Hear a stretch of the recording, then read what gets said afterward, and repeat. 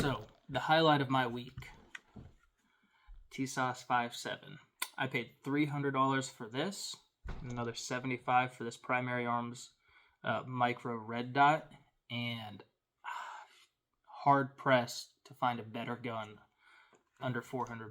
You won't find a better 5.7 under 400.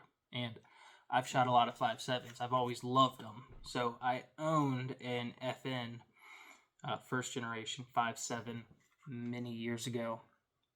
Got rid of it because it's a $1,200 gun that I don't need. Then I owned a Ruger. Then I owned a Smith.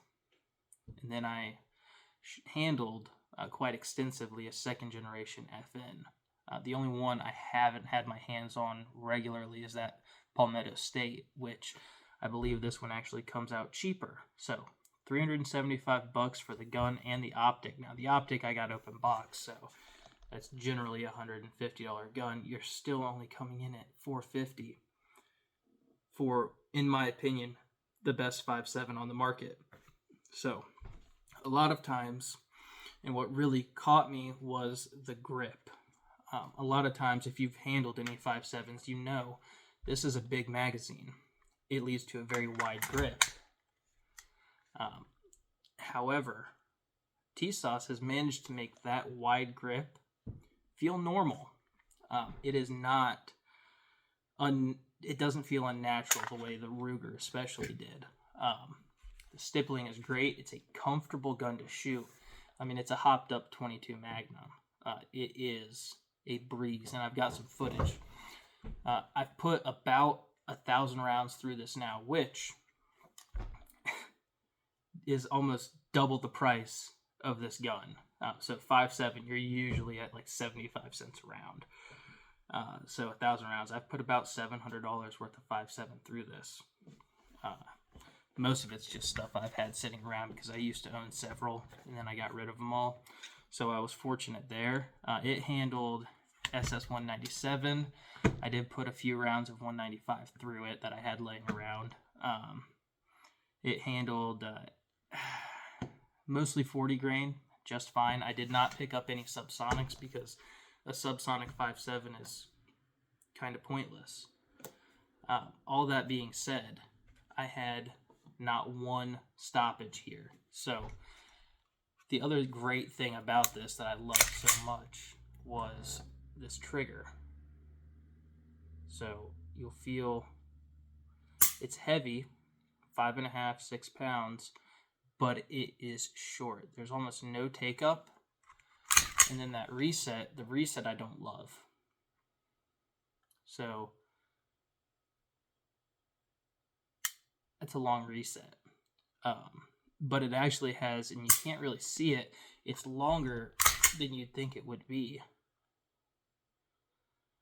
So right before it resets, I would try to grab it again and not have a shot come out because I hadn't reset the trigger.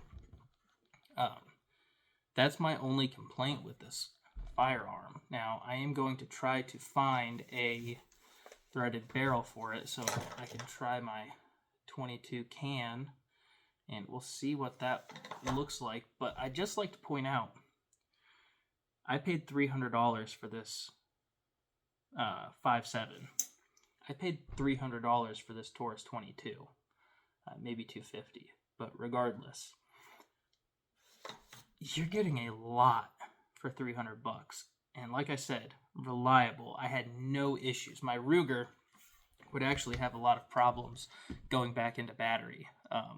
Whether it was just a standard, rack it and drop it, it would have an issue. And then every now and again, if I wasn't using, full power ammunition, it wouldn't finish cycling all the way. It would load a new round, but it wouldn't go all the way into battery, and I'd have to bump it, which I don't want to have to do. Even though this isn't a home defense or personal protection gun, it's a range toy. I still don't want to have to worry about that. So I'm going to loop in some footage of me double tapping some steel targets because it shoots so flat. you'd think, given the very light polymer frame and the extra long slide, that you'd have a lot of reciprocating mass to pick you up, especially since you don't really have a terribly high grip. But it just shoots so smoothly and so wonderfully that it's not really an issue.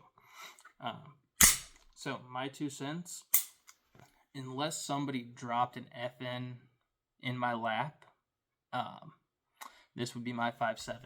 And if they did drop an FN in my lap, I might sell it and buy 3 of these because it's that good. It's a surprise for me. I wasn't expecting it out of Turkey, but no complaints here. It's a great gun.